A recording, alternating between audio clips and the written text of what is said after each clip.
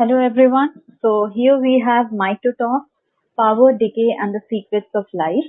So we begin with our first episode, The Fire Within, Mitochondria, Evolution and the Aging Cell. We have speaker Dr. Sukant Khurana with us. Before life had brains, before it had bones, and before the world even had oxygen rich air, there was mitochondria. So today on MitoTalk, we unravel the mystery of the powerhouse within the mitochondria. So joining with me is Dr. Sukant Khurana to take us on a journey from ancient symbiosis to modern disease, aging, and the Thank you. future of cellular health. Yeah. Hello, everyone. Sukant this side. Very happy to join Basudha in this conversation. So speaking with the ancient origin, to truly appreciate mitochondria, you have to view them not as an organism but as a formal life form.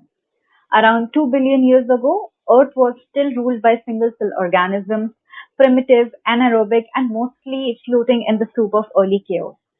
Then something radical happened. One cell engulfed another, not in violence, but in partnership. A bacterium, skilled at using oxygen to produce energy, took up residence in a larger host cell. That was the birth of mitochondria, and it changed the entire game.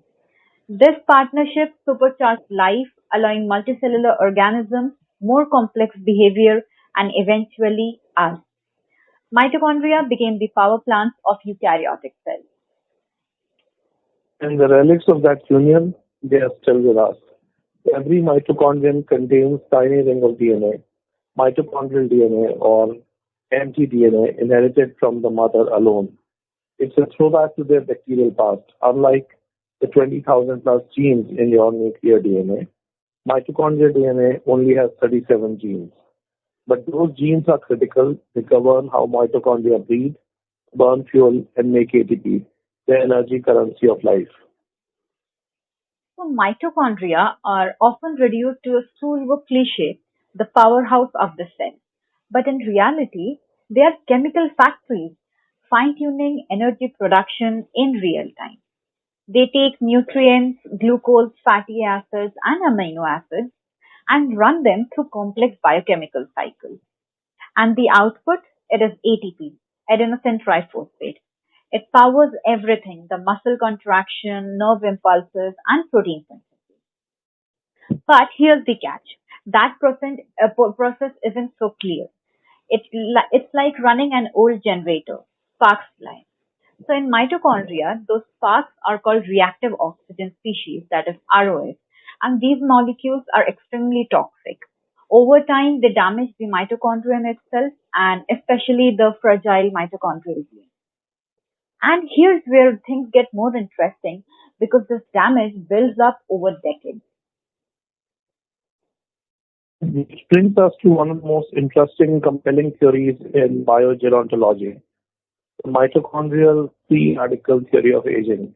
The idea is simple. As mitochondria burn fuel, they leak reactive oxygen species, ROS. These reactive molecules damage mitochondrial protein, lipids, and DNA. Over time, energy output declines, mutations accumulate, and cells become less efficient. It's a slow breakdown, a dimming of cells' internal fire. In muscles, this might mean weakness or fatigue. In neuron, it can mean memory loss. The mitochondrial decline echoes across tissues, and collectively we call it aging. With that, we move on to the next segment where we discuss evolution woven into aging. So there is a poetic irony to it. The very symbiosis that made complex life possible is now ticking clock of our decline. Evolution did not optimize us for hundreds of years. It optimized us to live long enough to reproduce. After that, the machinery begins to falter.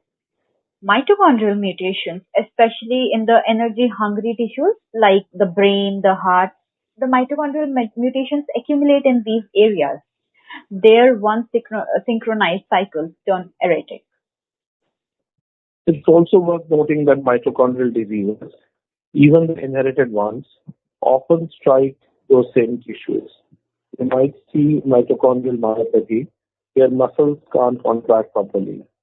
Or neurodegenerative conditions like Parkinson's, where faulty mitochondria in neurons leads to cell death.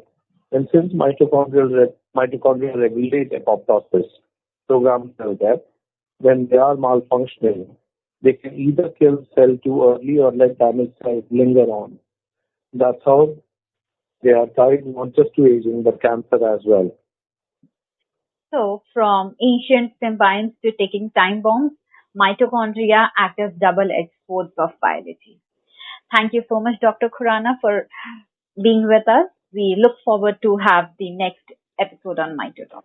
Thank you very much. Thank you. Thank you very much.